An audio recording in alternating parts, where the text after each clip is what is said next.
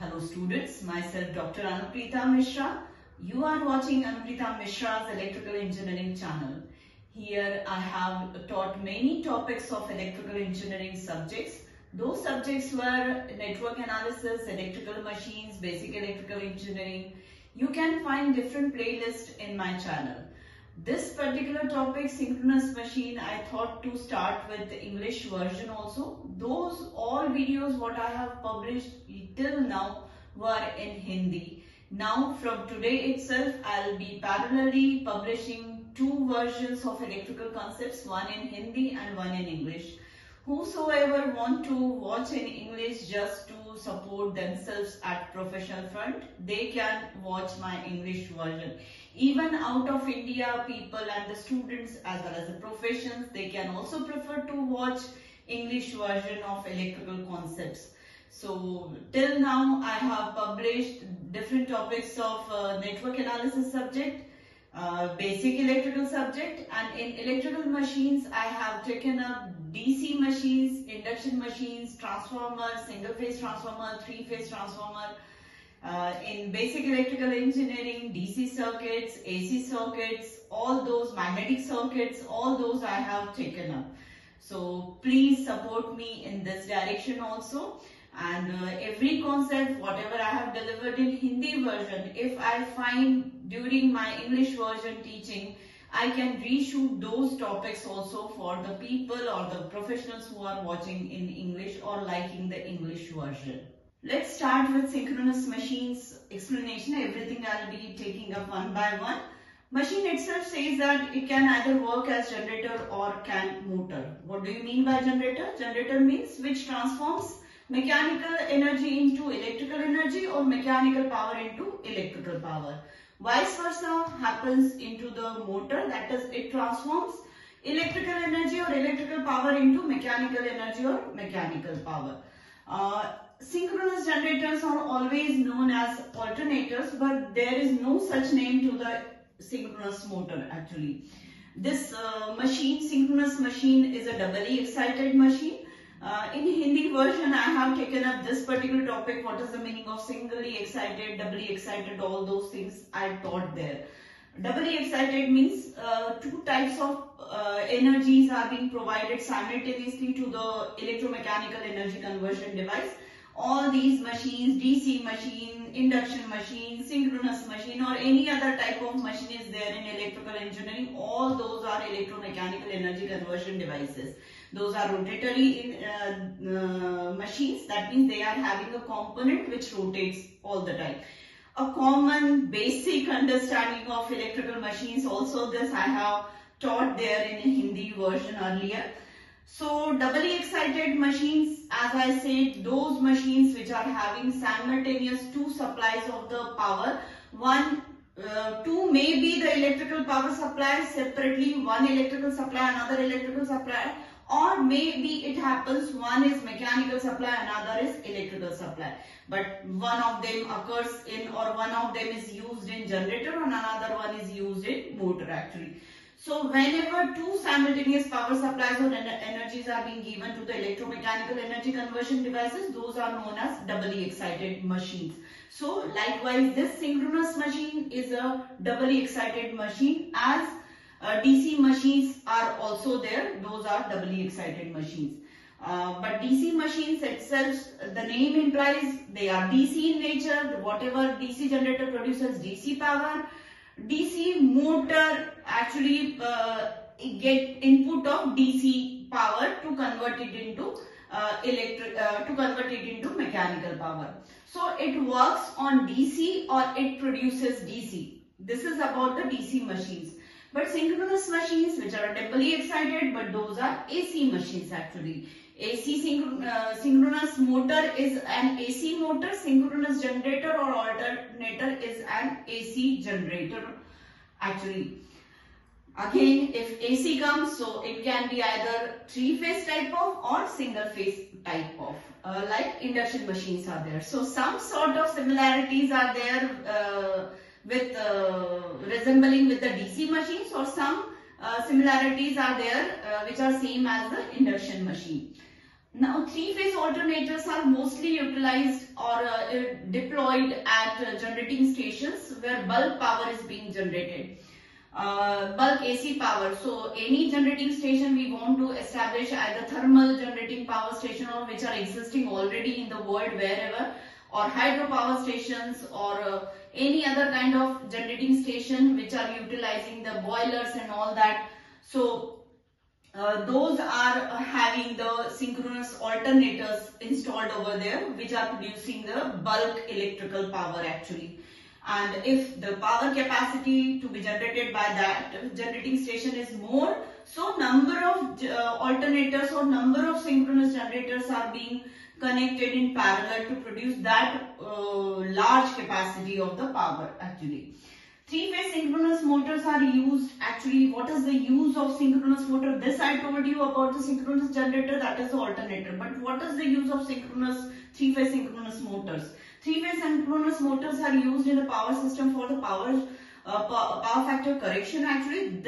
They are exhibiting the quality to manage the power factor actually. This later I will discuss in detail actually how it correct the power factor.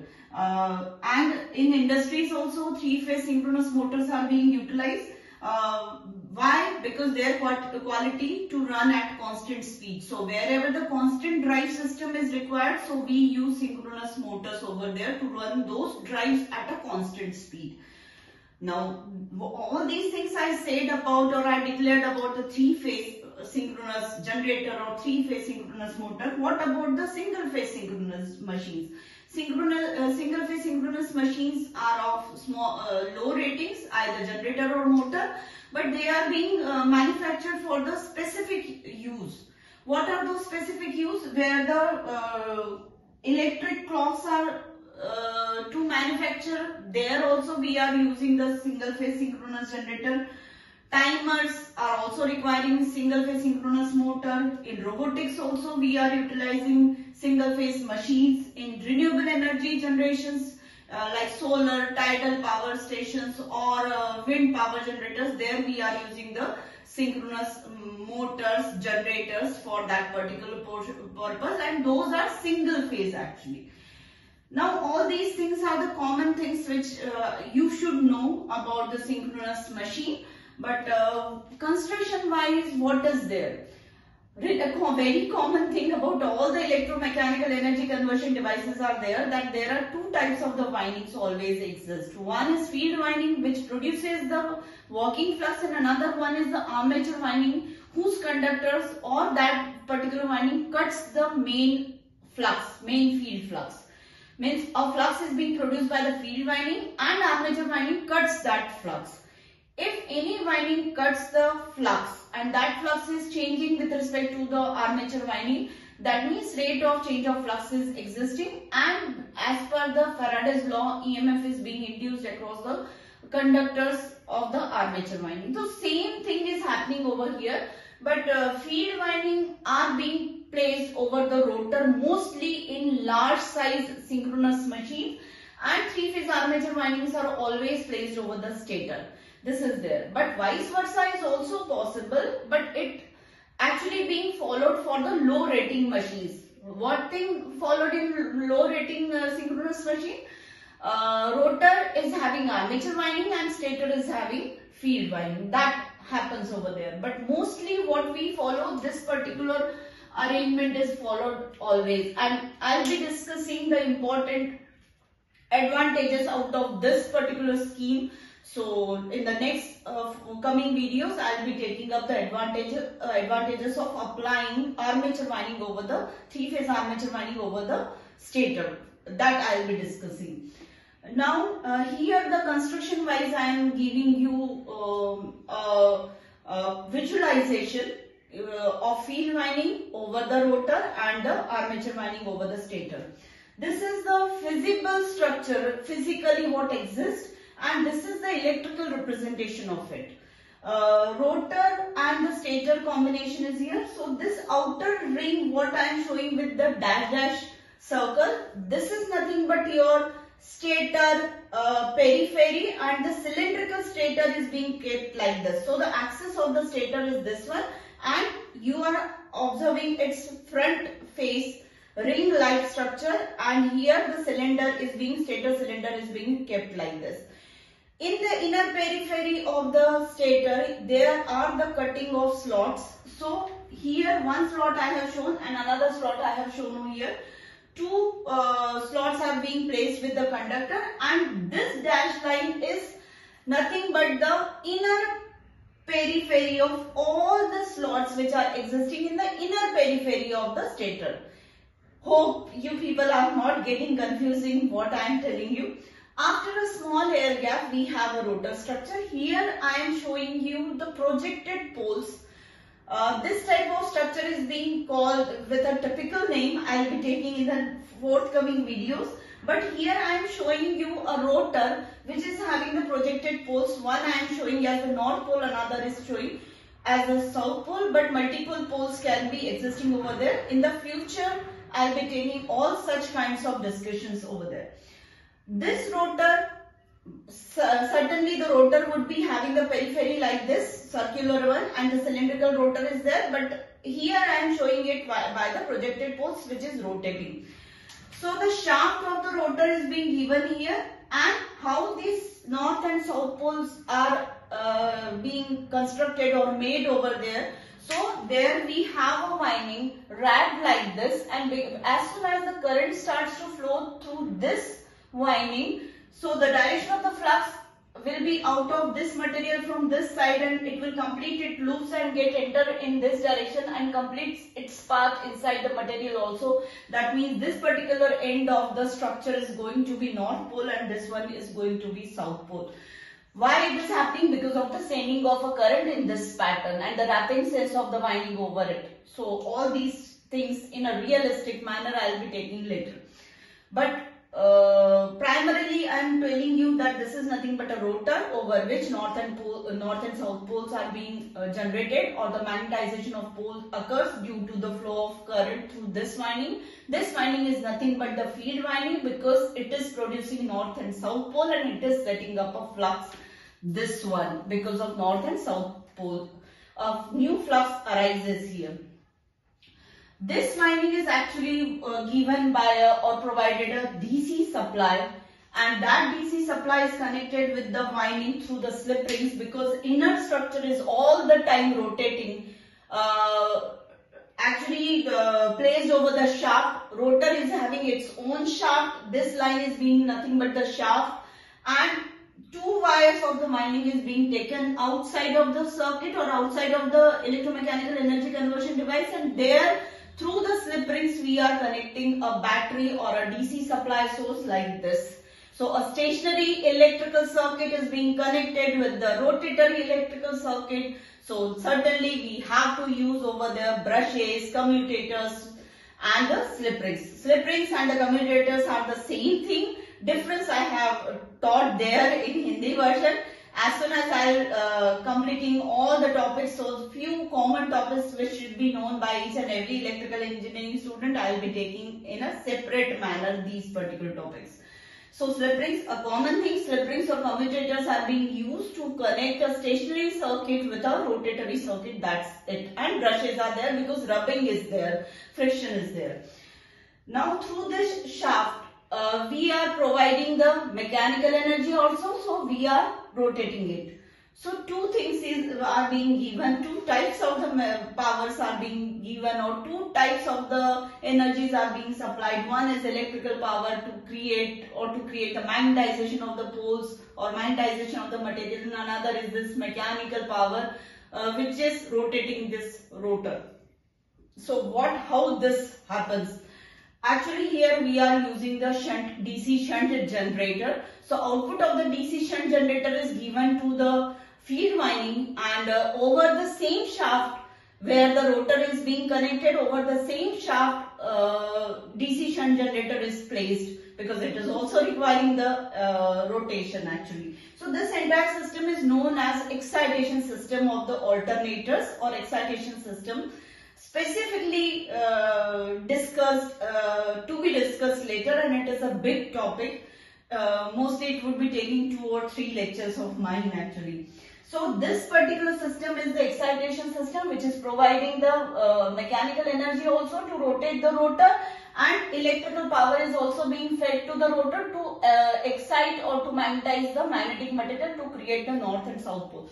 So what is happening? This north and south pole are being rotated by the mechanical power given to this, and it is being rotating like this, and continuously here I am finding a revolving magnetic field whose magnitude is constant.